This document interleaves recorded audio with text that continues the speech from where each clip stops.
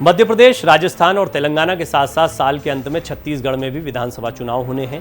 PM Modi खुद भाजपा के प्रचार तंत्र का नेतृत्व कर रहे हैं। चुनावी राज्य छत्तीसगढ़ में पीएम ने अब तक 4 रैलियां की हैं। इसी क्रम में बुधवार को पीएम मोदी ने जगदलपुर में आयोजित जनसभा से छत्तीसगढ़ को 26,000 करोड़ रुपए से ज्यादा की अनेक विकास परियोजनाओं की सौगात दी।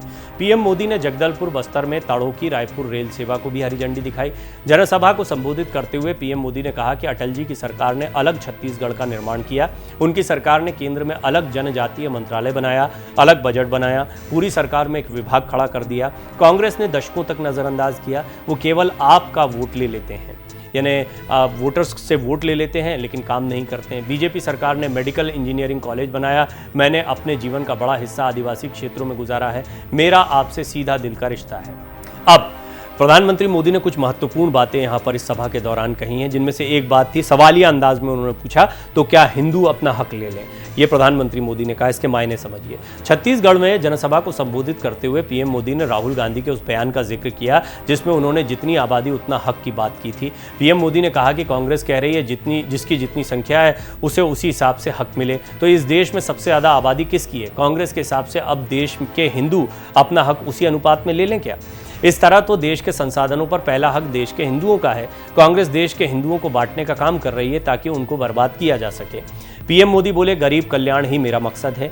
उन्होंने आगे कहा कि कल से कांग्रेस ने एक अलग राग अलापना शुरू कर दिया है। ये कहते हैं जितनी आबादी उतना हक। मैं कहता हूँ इस देश में अगर सबसे बड़ी कोई आबादी है तो वो गरीब है, इसीलिए गरीब कल्याण ही मेरा मकसद है। कांग्रेस के मुताबिक अगर आबादी के हिसाब से ही देश के संसाधनों पर हक का फैसला होने वाला है तो पहला हक किसका होगा? उन्होंने रैली में आई जनता से सवाल करते हुए कहा, इस देश में सबसे ज्यादा आबादी किसकी है? इशारों में पीएम ने बड़ा संकेत दे दिया। पीएम मोदी ने कहा कि मैं सोच रहा था कि पूर्व प्रधानमंत्री मनमोहन सिंह क्या सोच रहे होंगे। वो कहते थे कि देश के संसाधनों पर अधिकार सबसे पहले अल्पसंख्यकों का है, लेकिन अब कांग्रेस कह रही है कि समुदाय की आबादी तय करेगी कि देश के संसाधनों पर पहला अधिकार किसका होगा। तो अब क्या कांग्रेस अल्पसंख्यकों के अधिकारों को कम करना चाहती है? क्या वो अल्पसंख्यकों को हटाना चाहते हैं? तो क्या सबसे बड़ी आबादी वाले हिंदुओं को आगे आना चाहिए और अपने सभी अधिकार लेने चाहिए? मैं दोहरा रहा हूं कि कांग्रेस पार्टी अब कांग्रेस के लोगों द्वारा नहीं चलाई जा रही है। वरिष्ठ नेता कांग्रेस के लोग जो हैं वो मुंह बंद करके बैठे हैं, ना तो उनसे पूछा जाता है और ना ही ये सब देखकर बोलने की हिम्मत करते हैं। अब कांग्रेस को आउटसोर्स कर दिया गया है। अभिषेक मनु सिंघवी ने राहुल के बयान पर क्या कहा है, कांग्रेस के नेता क्या कह रहे हैं? 2 अक्टूबर को बिहार सरकार ने जातीय जनगणना के आंकड़े जारी कर दिए, जिसके बाद से राजनीतिक बयानबाजी चरम सीमा पर है। काफी समय से जातीय जनगणना की वकालत करने वाले कांग्रेस नेता राहुल गांधी ने सोशल मीडिया प्लेटफॉर्म एक्स पर लिखा कि बिहार की जातिगत जनगणना से पता चला कि यहाँ OBC plus SC plus ST 84% है। केंद्र सरकार के 90 सचिवों में सिर्फ 3 ओबीसी हैं, जो भारत का मात्र 5% बजट संभालते हैं। इसलिए भारत के जातिगत आंकड़े जानना जरूरी है। जितनी आबादी उतना हक, ये हमारा प्रण है। इसके बाद उनकी ही पार्टी के वरिष्ठ नेता अभिषेक मनु सिंघवी ने उन्हें इसके गंभीर परिणामों के बारे में बताया। अभिषेक मनु सिंघवी ने कहा कि अवसर की समानता कभी भी परिणामों की समानता के समान नहीं होती है। जितनी आबादी उतना हक का समर्थन करने वाले लोगों को पहले इसके परिणामों को पूरी तरह से समझना होगा। अंततः इसकी परिणति बहुसंख्यकवाद में होगी। अब ये देखिए, ये वही बात है। और अभिषेक मनु सिंघवी तो वकील भी हैं, राहुल गांधी के बहुत करीबी भी माने जाते हैं, लेकिन इसके बावजूद वो एक समझाइश दे रहे हैं।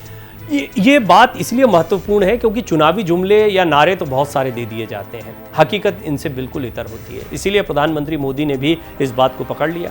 वो कहते हैं जितनी भागीदारी उसकी उतनी हिस्सेदारी। इस लिहाज से तो हिंदू समाज, जो बहुसंख्यक समाज है देश में, उसकी भागीदारी सबसे ज़्यादा हो जानी चाहिए। क्या ये अल्पसंख्यकों के खिलाफ नहीं है? प्रधानमंत्री मोदी ने ये बहुत गंभीर और बहुत महत्वपूर्ण बातें कहीं, लेकिन सवालिया अंदाज में।